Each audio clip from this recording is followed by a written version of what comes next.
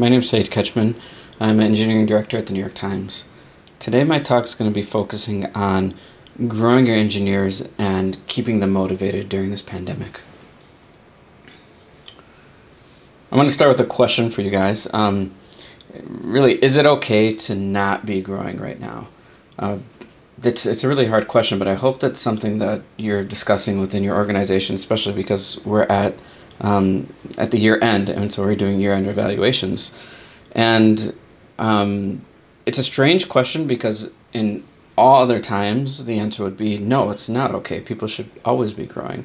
And we've been taught as managers that our job is to both deliver the work, get the work done, but also grow our teams and grow our engineers. It's not acceptable for a manager to say, I'm delivering work, but my engineers are stagnant. And all of us have learned that we need career development plans. We need to be focusing on that. And so it's a really strange time to say, hey, maybe it is okay to not be growing. And how does this pandemic change those expectations? But the tricky part is if you say yes, it is okay for engineers not to be growing, then can they stay motivated? Can you keep your engineers engaged if the expectation is that they're not growing? And that is really what we want to think about and tackle in this talk. Before getting into analyzing your engineers, because that's something you're going to need to do, I want to kind of level set and think about the basics of growth and motivation. These two things are pretty commonplace with us. We deal with these as managers every day, but it's good to have the same foundation, kind of think about growth and motivation. And so kind of jumping right in, when you think about growth, in my experience, I've kind of categorized these into three, and this is what I'm seeing from colleagues, from peers, and from engineers, of the reasons why they're trying to grow. And so the first one would be growth for career progression. So this is the motivation, or this is the goal of the growth, is to get possibly a salary increase or a new title or additional responsibilities. So you're growing and you're pushing yourself, or your engineers pushing themselves, because they want to see that career progression. They want to get to that senior level or that staff level or principal level. The second one is growth for influence and authority. It's different because you may have title growth, but you don't have that influence and authority. And sometimes you're not even looking for a title change, but you're trying to grow so that you can have that influence and authority for the purpose of shaping the future. I've talked to countless engineers, and they tell me, I want more of a say in the direction that engineering takes within the company. I want greater influence and authority. And so they're looking to grow for that reason. And also for the purpose of being asked and being heard as well. How many times have you yourself or an engineer said, I'm not included. I'm not included in the conversations. And so a lot of times people are focusing on growth for that influence and authority. So they'll be asked, hey, what do you think? And also they'll be listened to, they'll be heard, where it's not just what do you think and then the decision is made. That's in a different direction. But what do you think? Oh, those are good thoughts. We should incorporate that in. And the third reason that people look for growth is for self-confidence and expertise, to gain expertise. And for an engineer, this might mean deeper technical expertise in a specific area. So maybe they want to go deeper in infrastructure understanding or cloud infrastructure. Maybe they want to go deeper in front-end engineering and maybe work closer with design. There's another element of that too, is broader technical breadth. So sometimes people are very, very niche and specific, but they want to understand the whole ecosystem. They want to understand implications across systems, and sometimes that means scale as well. And so these are the three reasons typically people are looking for growth. Again, career progression, influence and authority, or self-confidence and expertise. So I want to layer this on and look at motivation, because growth and motivation go hand in hand. And so just like we could categorize growth into three, motivation can also be categorized into kind of three reasons why people are primarily motivated. The first one would be they're motivated by the challenge itself. And this is an interesting one because it's not about learning something new specifically, but it's more about testing the engineer's ability. Can I do this? What's the extent of my ability? Pushing themselves. So it's a very challenging engineering problem. They're very motivated. They want to challenge their ability and showcase as well that they're up for that challenge. And so there's a very big motivation. You probably see that sometimes where people say, I want something really challenging to work on. The second one is people motivated by the impact of what they're doing. And this one I feel is probably even more common. How many times have you heard an engineer, or even yourself, where you're saying, I want to work on what people care about. I want something that has big business impact. And the reason for this, and it's very interesting, is if we're working on things that matter, that have big impact, then we feel like we matter. And so there's a huge motivational factor here of saying, if I'm working on important things, that means I'm important. And that means as well, practically speaking, that people can trust me and trust me with things that are really important to them. And the third motivation is when you're motivated by the learning itself. And this is different than the challenge, because motivated by the learning is when you specifically don't have a skill and you want to gain it. So it's not about the fact that you may believe, or the engineer may believe, that they can do it. And so it's not the challenge itself. They know they can do it. But say they know 3 programming languages, they want to learn 1 more. And so that's what's motivating. I want to learn about JavaScript, or I want to learn about Golang or something like that. If you think about these 3 motivations, the challenge, the impact, the opportunity to learn, all 3 of them are about growth for that person, for that individual. The motivations are about growing. And it may not be that they want to grow the corporate ladder, right? They may not be in that first one trying to get that title. But every engineer that I've encountered, at least, who is trying to do a good job, wants to be seen as an engineering expert, wants to feel like an engineering expert in the area that they feel comfortable in the area that they want to expand in. It's rare to find an engineer who says, I don't want to be an expert, or I don't want to do a really good job. And so you can see how these motivations tie into someone's growth. So pause for a second and let's think about this pandemic. In our minds, a pandemic halted everything, changed the world, and it kind of caused people to stop in their tracks. But a question we as managers and engineering leaders should be asking is, can this pandemic actually help fuel motivation and growth? And I'm not saying the answer is yes, but it's very clear that this pandemic has sucked away motivation for some people and growth. That's pretty clear. Some people have kind of hit the brakes on their career. But is there an opportunity to fuel growth for people or their motivation? And if you haven't thought about that, it's a really good exercise to start thinking about that with your team. So the first step I would say is pause for a second and understand your engineers today.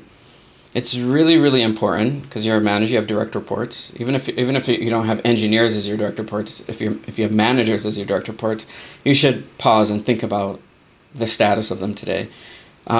Examine each of them individually, along with thinking about their career development. Like, where are they at in their career development? Take into account the expectations that you have on them and that they had on themselves. And it's important to level set based off of the current circumstances today.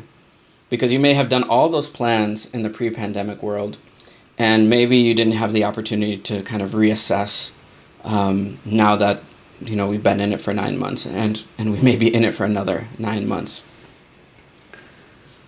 So what I like to do first is look at the performance level during this pandemic. And I've categorized as 3 different performance levels based off of what I've been seeing here at the New York Times and in other companies of just how people are reacting to this pandemic and their performance, motivation, and growth.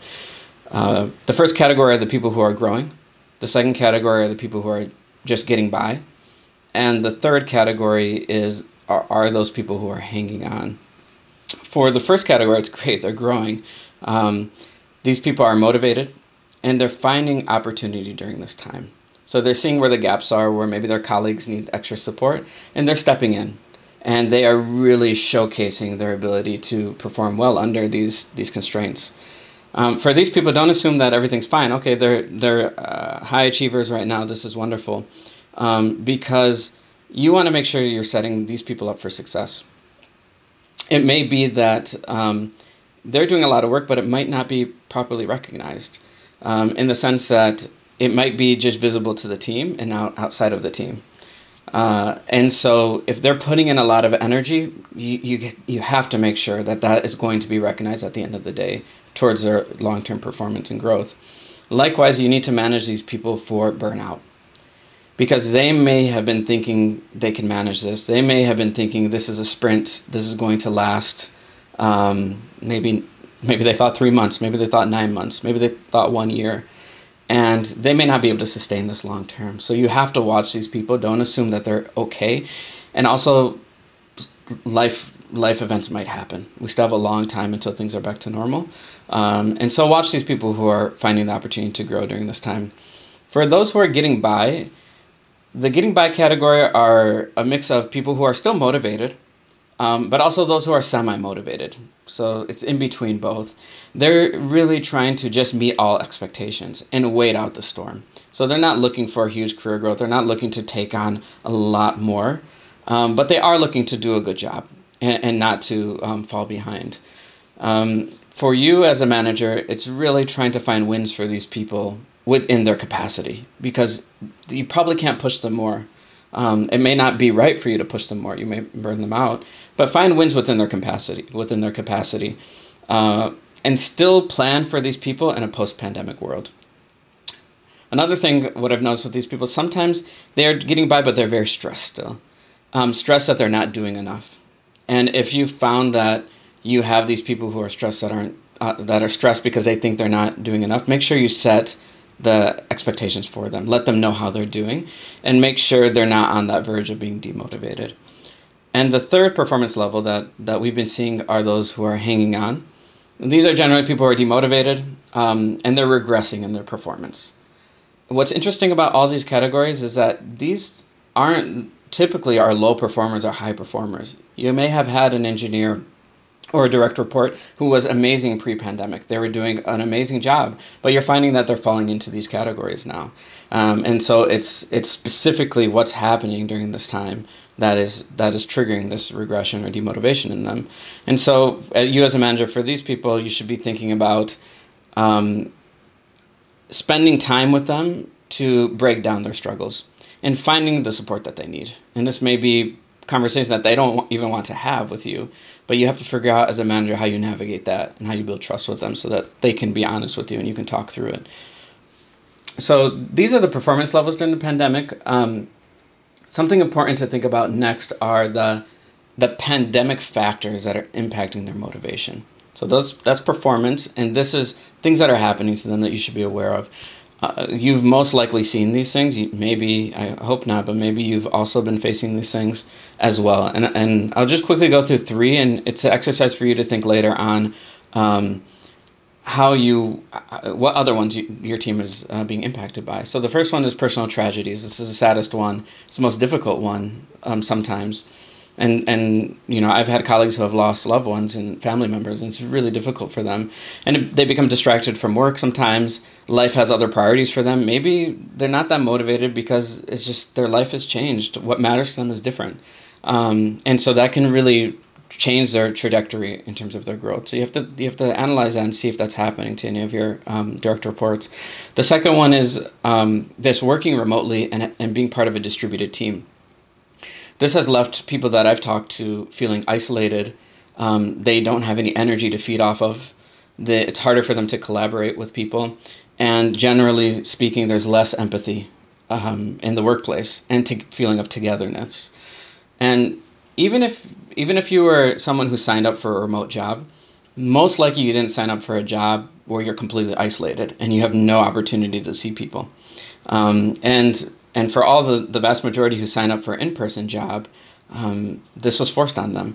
And so this is something that has been impacting motivation for a lot of people that we've seen. The third one is the work-life balance, conflicts, and constraints. So people who have kids, people who have family members who are living with them, it's a huge impact, especially if you have childcare issues or if they're home for school. Likewise, that feeling that there's no difference between your work environment and your not working environment.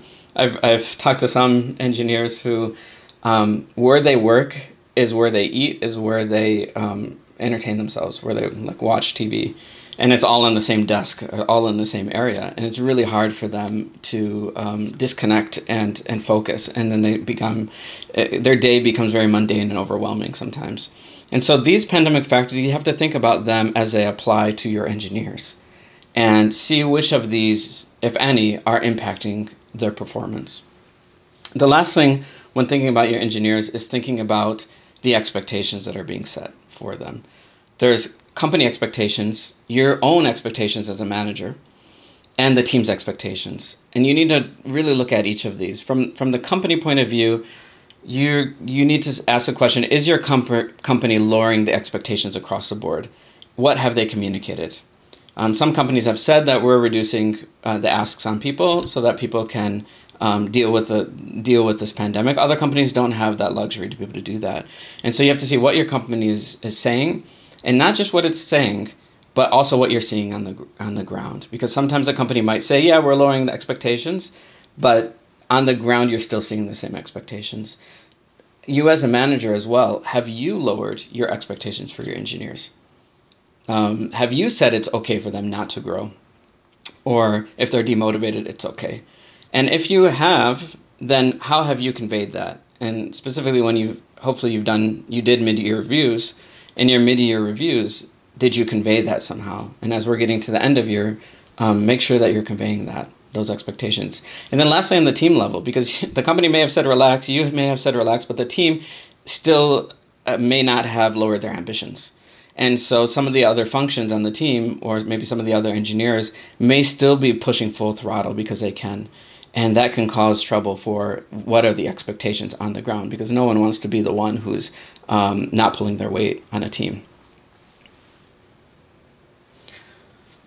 So when you think about this last question, how are your engineers reacting to this pandemic? And what expectations do you have? So you need to assess all of your engineers in terms of performance level, pandemic factors, expectations, and assess how you view them and the support you're providing to them. What are you doing for them? So here's some takeaways from this talk that, there's a lot of information here, but I want you to think about this question, the original question. Is it okay for people to be not growing? Is it okay for people to be demotivated? And it may be okay for you that engineers are in these two categories of getting by or hanging in. But that largely depends on their career ambitions. And you have to assess that for your engineers. Likewise, it's highly dependent on your company's expectations. Because if your company is saying that we expect everyone to be going above and beyond, then you're going to have some trouble with these people. And it could really hurt their careers. Likewise, your job as a manager is to assess each individual engineer. So you should be thinking about, if you close your eyes right now, you should be able to see all of your engineers, and you should be able to see, how are they dealing with it? Is there low performance or better performance because of the pandemic? And if you're finding that they're demotivated or not growing anymore or don't want to, ensure that there's no lasting damage to their careers. Ensure the dip of motivation is not permanent, and have conversations regularly to reassess, because it could be someone is flying high, but it just takes one problem that could set them low. And it could be someone who's having a tough time, but through assessing and having these conversations with them, you might find that there's ways to pique their interest or motivation. Maybe it's just setting expectations so they're not so stressed about their performance and what they're able to do during this time. And lastly, your job is to think long-term for them. I like to think about it like this. Give your engineers the room to focus on the difficulty of today. Let them. They need to, if needed. But that doesn't mean you get complacent and you stop thinking about them tomorrow. And so if an engineer comes to you and says, right now, I just don't have the time, I don't have the motivation to focus on growth, that's not your ticket to say, okay, well, now I don't have to deal with a career plan for this engineer. But instead, it's for you to think about, okay, let's talk about what that means. But let's set you up for either a few months from now or in a post-pandemic world. How can we make sure that we get you right back on track so you don't lose a lot of steam? And this is especially important. A lot of companies are thinking about diversity, equity, and inclusion. And if you have underrepresented people on your teams who've struggled with career growth, you really have to watch for them, along with everyone else, but to make sure that they're not having struggles that are going to impact them forever, for a long time in their career. So we talked a lot about your engineers, your direct reports. But if you have a mirror, turn to the mirror and look at it and look at yourself. Don't forget about yourself, because the same analysis that we should be doing for our engineers, we should be doing for ourselves, and apply these things to us. And so a takeaway from this, along with analyzing each of your engineers, is to look at yourself and analyze yourself and see, what category are you in? Are you growing? Are you getting by? Are you hanging in? And what pandemic factors are impacting you? And what are the expectations you believe are on you, or that you set for yourself? Because your motivation and your growth expectations can impact your team, and most likely do. So if you're feeling like you're at the top of the world right now, you're seeing all the opportunity to pick up slack, and you're really doing well, you might be putting that on your team. And that may be causing them to struggle during this time. Likewise, if you're demotivated, or if you're trying to just get by or hang in, you might be setting a lower expectation on them, when not all of them might be in that same boat, and some of them may be pushing themselves to grow. So with this, I conclude that, this is a really important topic, and I think that, and I hope that all of you really think about all the individuals on your team. Use this time to think about their career today, but don't let this pandemic make you forget that, you have a responsibility for them long term as well. Hello, everyone, and welcome to the Post-Talk QA. I'm Janice Little, SVP of Engineering at SheerID, and I'm excited to moderate the Q&A here. Thank you, Saeed. That was such a great and powerful talk. Great advice to be very proactive with your team, especially just bringing that empathy and goodwill and caring to each member of your team, as well as balance for you as a manager. And how do I get my job done, right? And we're all heading into 2021. It's time for capacity planning, resource planning. So how do I get that really accurate picture? And I know at SheerID, in 2020 has revealed a lot of challenges and pivots, as well as big opportunities. So this is a great framework to have that balance. I also loved your point about manager modeling. That was really great. It's one thing to say, hey, we have flexible schedules, and we're talking the talk, but it's an entirely different thing to bow out of a meeting because a child's crying, or you've got a 3-year-old trying to use the toaster or whatever, right? So this is just a really great prompt. So thank you, and without further ado, let's get into some questions here. The first one is from Hisham. Any tips and advice when the engineer doesn't know their own motivation? Yeah, that's an awesome question. Thank you, Hisham, for that question. What I like to do for people who aren't really sure about their career goals is have them just kind of think about where they want to see themselves in 2 years, and then I push a little bit further. What about 5 years? Still, sometimes they say, I don't know. Then I say, okay, what would you be disappointed in yourself if you didn't get to in 2 years, or didn't get to in 5 years? And so say they're just maybe a mid-level engineer, and in 5 years, when I put it that way, they're like, well, if I'm not senior in 5 years, I would be pretty disappointed. And I say, okay, at least you have somewhere to start. So if you can't think about your future in the way, like that positive way, try to think of it in the opposite of it, kind of like the negative way. Like, yeah, by the time I'm this age or this many years working, I would hope that I would get to that level, and then start working backwards from there. And then at that point, hopefully you have kind of a goalpost. And then you would start to think, what would I need to do in order to achieve that? What are the expectations? And then you start to kind of craft smaller goals, maybe per quarter, every few months, and then maybe over the course of a few years. That's great. Yeah. And at SheerID, we do, a lot of the same questions, and, we ask, okay, what impact do you want to make? What's the big thing you want to do? And sometimes I even ask people to start over and think about, why did you even start programming? Like, where did the joy come from? So that's great. Jumping you into a question from Russell, because it's so closely related. Should you push an engineer to grow if they're happy in their current position and doing great at their job? Yeah, this is a tough one. Actually, at the times we had a internal debate saying, is there a level that we're comfortable engineers stopping growing at if they wanted to? And what is that level? It's really tough, and it depends on the company you work for, because maybe senior level is okay, and maybe there's nothing above senior, or maybe senior is just okay.